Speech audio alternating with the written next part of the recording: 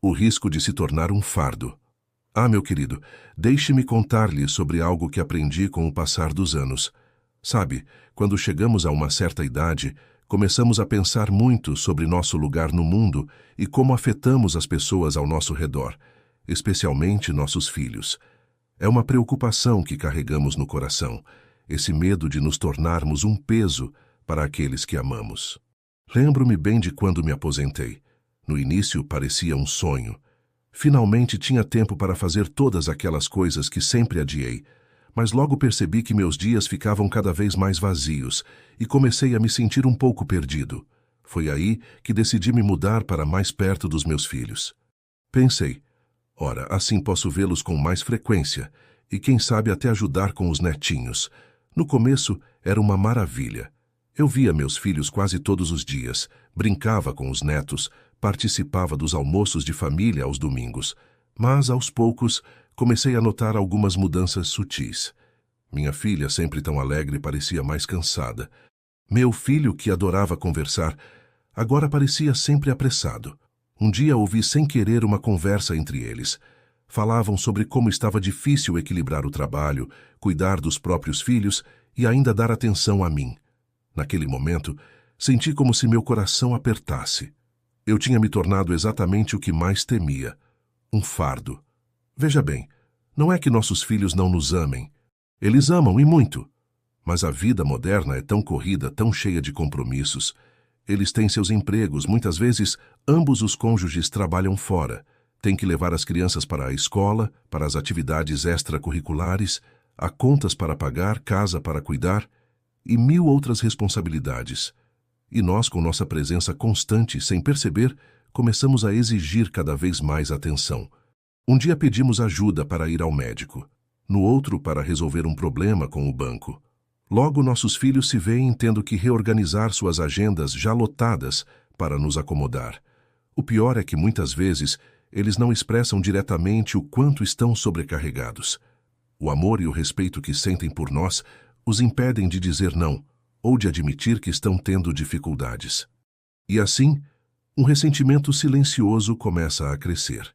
Lembro-me de uma vez em que minha filha teve que cancelar uma importante reunião de trabalho porque eu tinha uma consulta médica de rotina. Ela sorriu e disse que não havia problema, mas via preocupação em seus olhos. Naquele momento, entendi que minha dependência estava afetando sua carreira. É uma situação delicada, sabe? Porque nós, como pais, sempre cuidamos deles. Demos tudo de nós para criá-los, para vê-los felizes e bem-sucedidos. E agora, na nossa velhice, é natural que busquemos esse apoio de volta. Mas a verdade é que o mundo mudou. As demandas sobre nossos filhos são muito maiores do que eram em nossa época. Percebi que precisava encontrar um equilíbrio. Comecei a me esforçar para ser mais independente. Aprendi a usar aplicativos de transporte para ir às minhas consultas sozinho. Fiz amizade com outros idosos do bairro e passamos a nos ajudar mutuamente. Descobri atividades na comunidade que me mantinham ocupado e me davam um sentido de propósito. Não foi fácil, confesso. Tive que engolir o orgulho muitas vezes e admitir que não podia depender tanto dos meus filhos. Mas vi como isso fez bem para a nossa relação. Os encontros com eles voltaram a ser momentos de alegria, não de obrigação. O segredo, meu caro, é encontrar o equilíbrio entre manter-se próximo e preservar a independência. É importante que nossos filhos saibam que os amamos e apreciamos sua ajuda, mas que também estamos nos esforçando para não sobrecarregá-los. Aprendi a valorizar minha autonomia. Hoje em dia, quando peço ajuda, é porque realmente preciso. E meus filhos respondem com mais disposição, sabendo que não é algo constante. Esta experiência me ensinou que amor não significa dependência total. Às vezes, a maior prova de amor que podemos dar aos nossos filhos é justamente nos esforçarmos para não sermos um peso em suas vidas, já tão atarefadas. Lembre-se sempre, você criou seus filhos para voarem, não para serem suas muletas. Eles têm suas próprias jornadas, seus próprios desafios. Nossa função agora é apoiá-los, sendo o mais autossuficientes possível, celebrando suas conquistas e estando presentes de uma forma que adicione alegria às suas vidas, não estresse. É um aprendizado contínuo, mas vale a pena. Ver o alívio e a gratidão nos olhos dos meus filhos, quando perceberam que eu estava me esforçando para ser mais independente, foi uma das maiores recompensas que já tive. Então, meu conselho é: cuide-se, mantenha-se ativo, faça amizades, encontre hobbies. Mostre aos seus filhos que você ainda tem muito a oferecer ao mundo. Assim, quando estiverem juntos, será por escolha e amor, não por obrigação ou culpa. A velhice pode ser uma fase linda de sabedoria e serenidade. Não deixe que o medo de ser um fardo roube essa beleza de você ou de seus entes queridos. Com compreensão, comunicação e esforço mútuo, é possível manter laços fortes e saudáveis com a família, sem se tornar uma carga para eles. A perda de autonomia. Ah, meu jovem, deixe-me contar-lhe sobre algo que aprendi com o passar dos anos: a importância da nossa autonomia. Sabe, quando envelhecemos, às vezes nos pegamos numa situação complicada. Queremos estar perto da família, mas essa proximidade pode nos levar a um caminho perigoso, o da dependência excessiva. Lembro-me bem de quando decidi me mudar para mais perto dos meus filhos. Era para ser uma coisa boa, sabe? Poder ver meus netinhos crescerem, estar por perto caso precisassem de mim. Mas, sem perceber, comecei a depender deles para tudo. No começo, eram coisas pequenas. Pedia para meu filho me levar ao supermercado porque era mais fácil do que pegar o ônibus. Depois comecei a pedir à minha filha para marcar minhas consultas médicas, porque ela entendia melhor como funcionava o plano de saúde. Aos poucos, fui deixando de fazer coisas que sempre fiz sozinho. Um dia, percebi que não sabia mais como pagar uma conta pelo aplicativo do banco. Tinha me acostumado a pedir ajuda ao meu neto toda vez. Foi aí que caiu a ficha. Eu estava perdendo minha independência, minha capacidade de me virar sozinho. Veja bem, não é que nossos filhos não queiram nos ajudar. Eles adoram. Mas quando começamos a depender deles para tudo, estamos, na verdade, diminuindo nossa própria confiança e habilidades. É como se estivéssemos desaprendendo a viver por conta própria. Lembro-me de uma situação que me abriu os olhos. Estava em casa sozinho e precisava trocar uma lâmpada queimada. Antigamente, isso seria algo simples para mim. Mas naquele dia, me vi completamente perdido. Fiquei esperando meu filho chegar do trabalho para fazer algo tão básico. Foi nesse momento que percebi: eu estava perdendo minha autonomia. A perda de autonomia é traiçoeira, sabe? Começa devagar, quase sem percebermos. Um dia você está cuidando da sua vida normalmente, no outro, se vê incapaz de tomar decisões simples sem consultar alguém. É como se, aos poucos, fôssemos nos tornando espectadores da nossa própria vida, em vez de protagonistas. E o pior é que isso afeta não só nossas habilidades práticas, mas também nossa autoestima. Quanto mais dependemos dos outros, menos confiamos em nós mesmos. Começamos a duvidar de nossas capacidades, mesmo em coisas que sempre fizemos com facilidade. Lembro-me de quando parei de dirigir. No início parecia mais fácil pedir carona para os filhos ou netos, mas logo percebi que havia perdido a liberdade de ir e vir quando quisesse. Fiquei à mercê dos horários e da disponibilidade dos outros. Foi um golpe e tanto na minha independência. Mas sabe de uma coisa? Nunca é tarde para reverter essa situação. Quando me dei conta do que estava acontecendo, decidi tomar as rédeas da minha vida novamente. Comecei aos poucos, sabe? Primeiro voltei a fazer minhas próprias compras no mercado. Depois me desafiei a aprender a usar os aplicativos no celular. Não foi fácil, confesso. Muitas vezes, a tentação de pedir ajuda era grande, mas cada pequena vitória, como conseguir marcar sozinho uma consulta médica pelo telefone, me dava mais confiança para o próximo desafio. Uma coisa que aprendi é a importância de manter a mente ativa. Comecei a fazer palavras cruzadas, a ler mais, e até me aventurei em um curso de informática na associação do bairro. Tudo isso me ajudou a manter as habilidades mentais em dia e a aprender coisas novas. Outra descoberta importante foi a atividade física.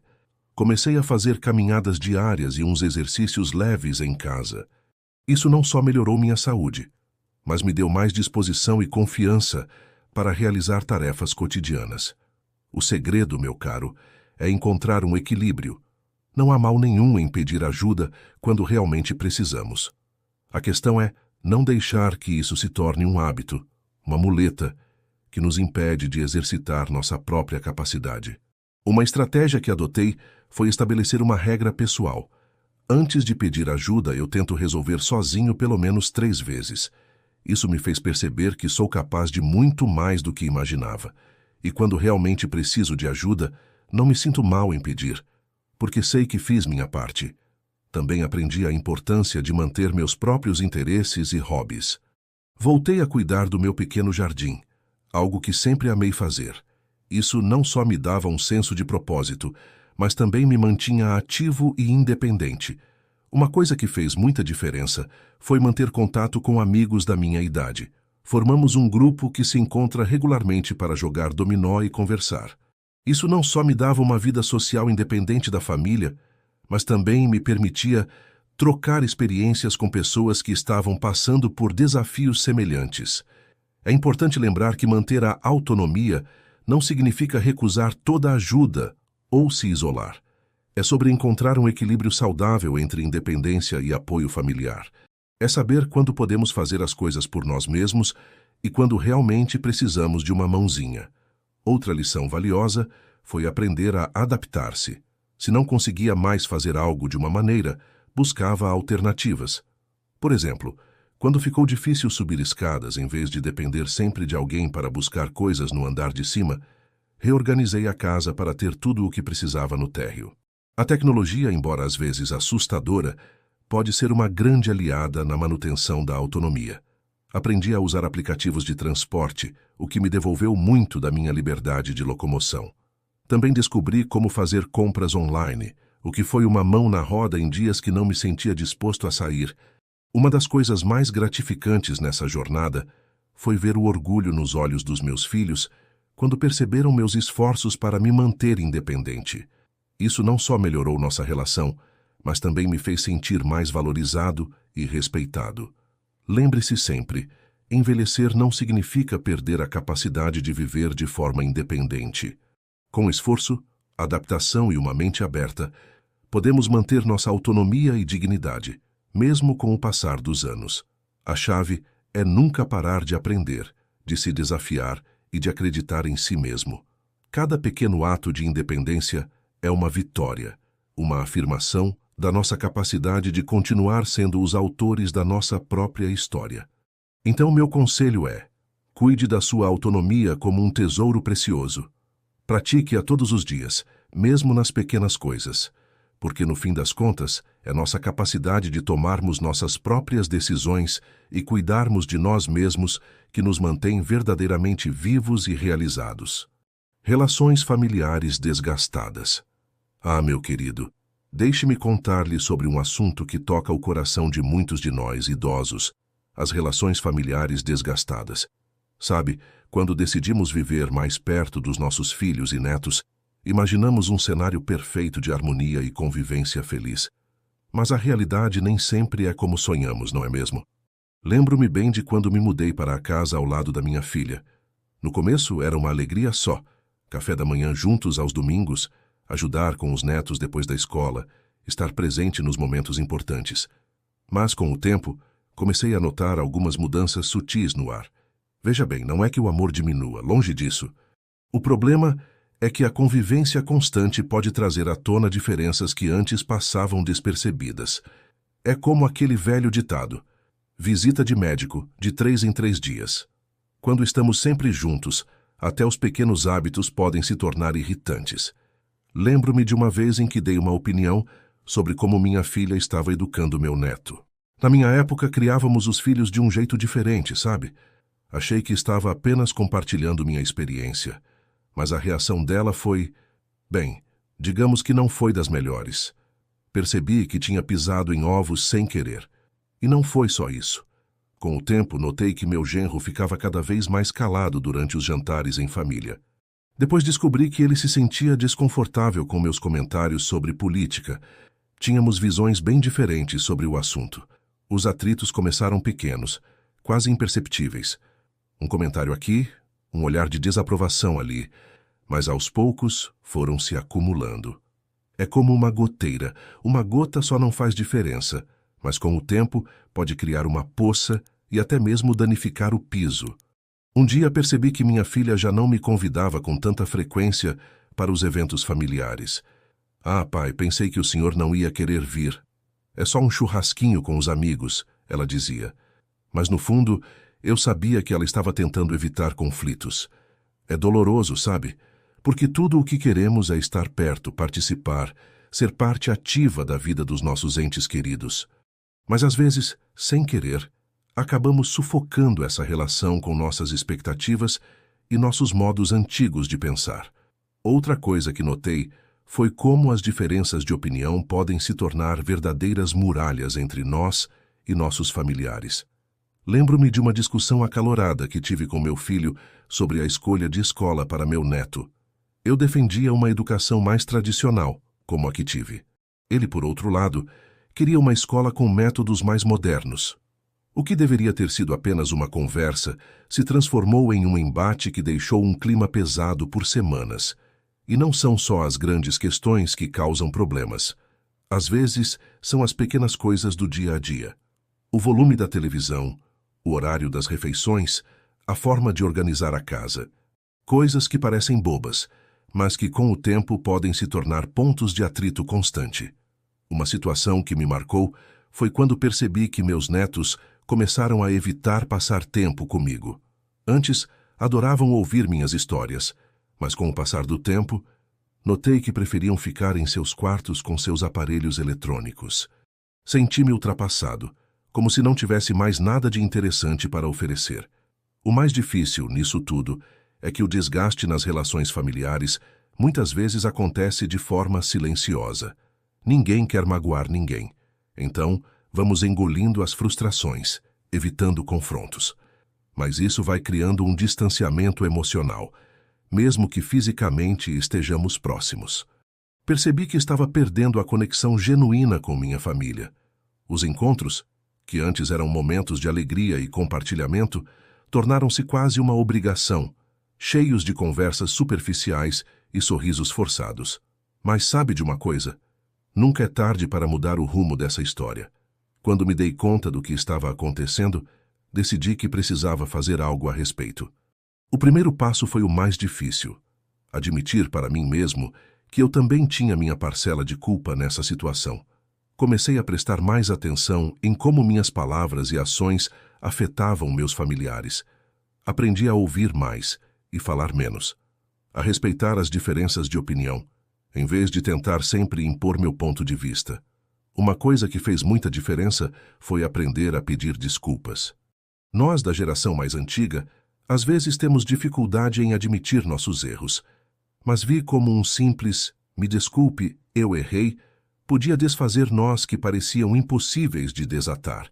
Também percebi a importância de dar espaço. Estar perto não significa estar junto o tempo todo. Comecei a cultivar meus próprios interesses e amizades, o que não só me fez bem, mas também trouxe um novo frescor para os momentos em família. Outra estratégia que adotei foi tentar me atualizar. Pedi aos meus netos que me ensinassem sobre as coisas que eles gostavam: tecnologia, música moderna, até mesmo alguns dos jogos eletrônicos deles. Isso não só nos aproximou, mas também me ajudou a entender melhor o mundo em que eles vivem. Com meus filhos, aprendi a importância de estabelecer limites claros. Conversamos abertamente sobre expectativas, sobre o que era aceitável e o que não era em termos de envolvimento na vida um do outro.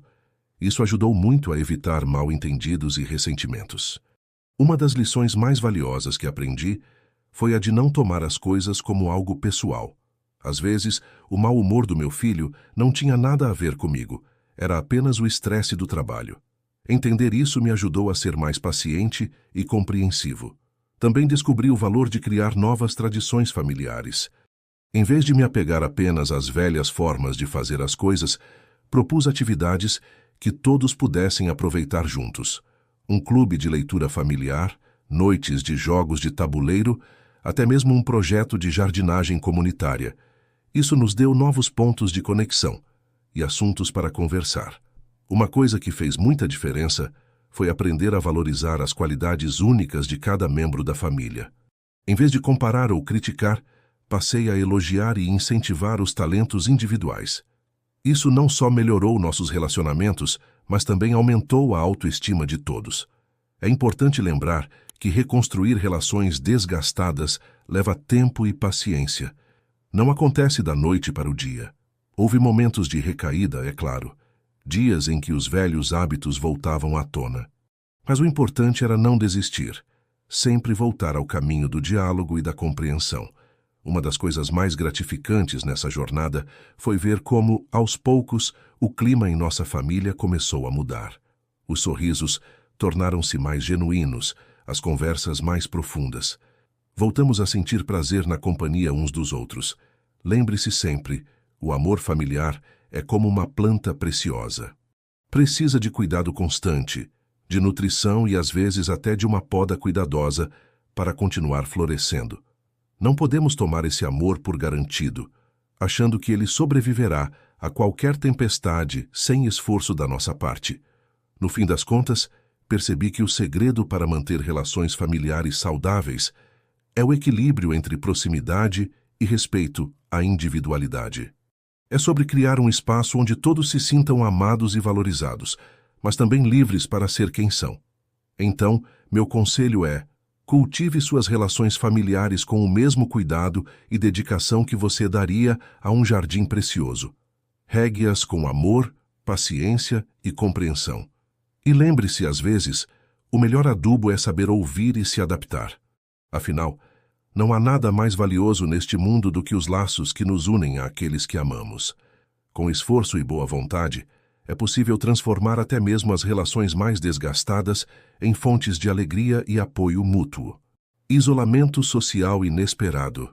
Ah, meu jovem, deixe-me contar-lhe sobre algo que muitos de nós, idosos, enfrentamos quando decidimos morar perto da família.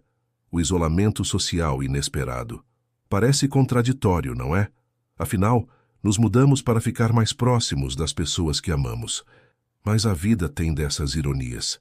Lembro-me bem de quando me mudei para o mesmo bairro que meu filho. Estava tão animado. Imaginava dias cheios de visitas, almoços em família, passeios com os netos. No começo foi exatamente assim. Mas com o tempo, percebi que algo estranho estava acontecendo. Veja bem, não é que a família não se importasse comigo. Longe disso. Mas eles tinham suas próprias vidas, seus compromissos, sua rotina agitada. E eu, sem perceber, comecei a depender exclusivamente deles para minha interação social.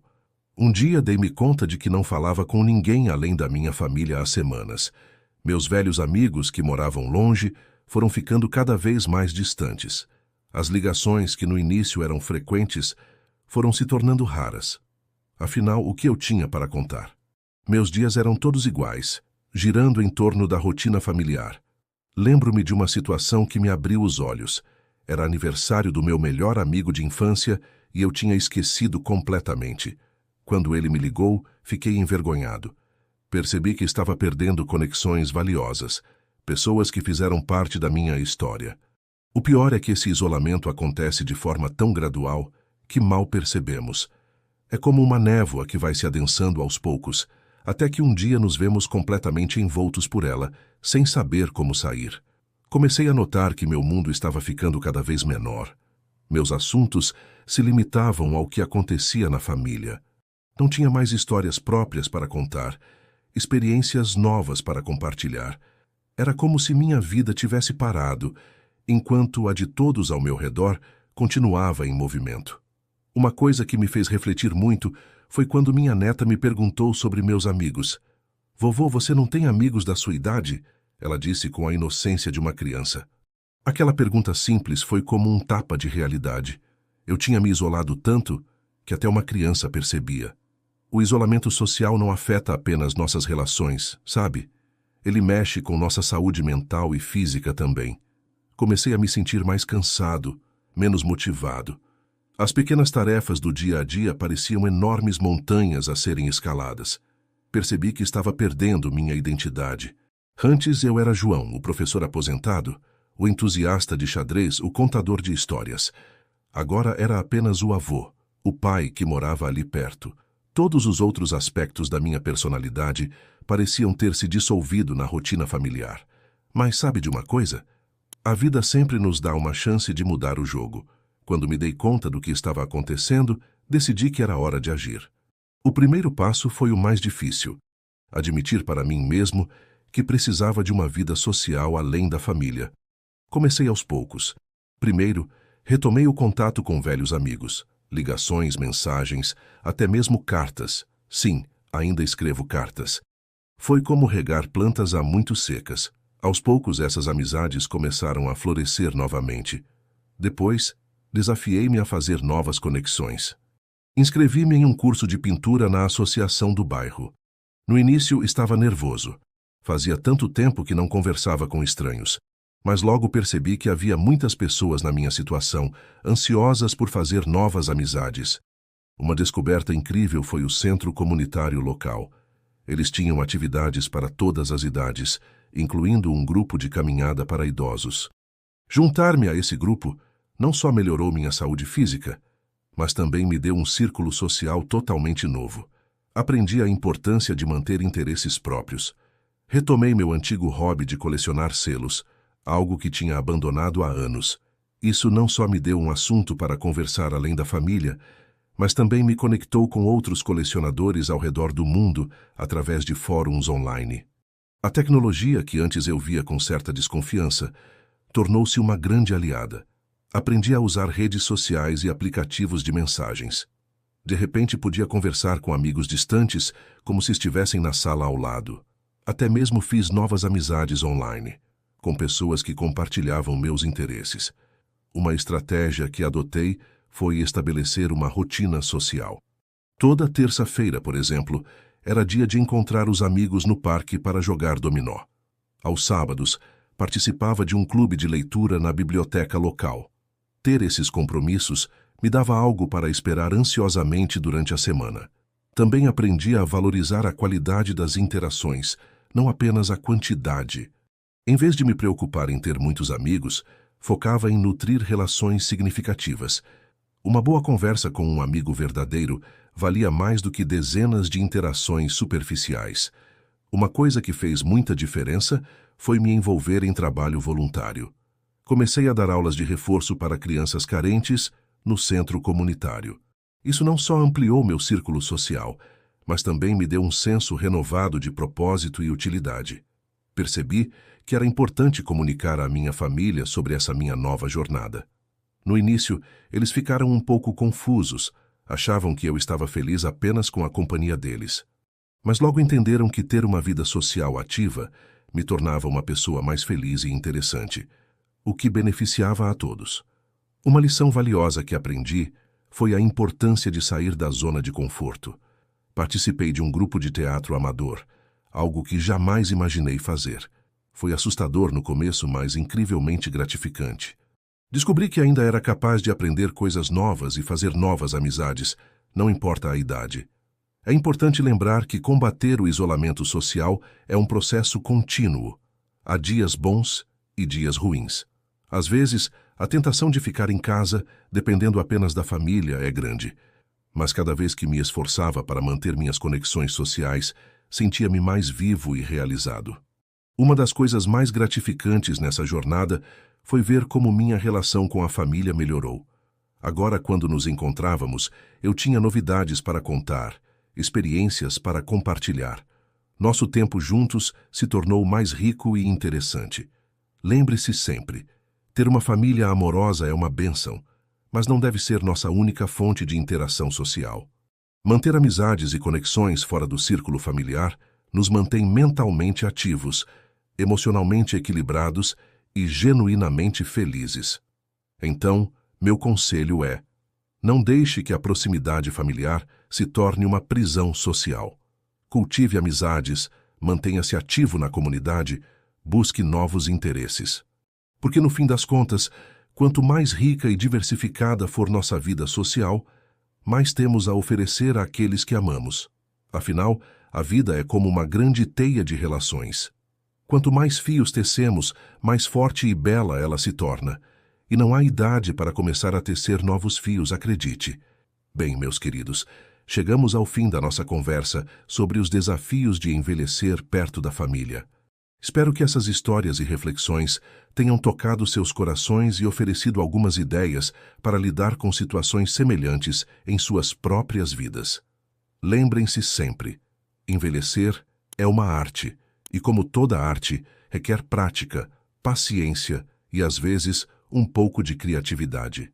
Não importa a idade que tenhamos, sempre é tempo de aprender, de crescer e de fortalecer nossos laços com aqueles que amamos. Agora, antes de nos despedirmos, gostaria de fazer um pedido especial a todos vocês que acompanharam até aqui. Se você gostou deste conteúdo e achou útil, por que não nos ajudar a espalhar essa mensagem? Primeiro, não se esqueça de se inscrever no nosso canal. Assim, você ficará por dentro de todos os novos vídeos e conteúdos que compartilhamos regularmente. É só clicar no botão de inscrição ali embaixo. Segundo, se este vídeo tocou seu coração ou te fez pensar, que tal deixar um like?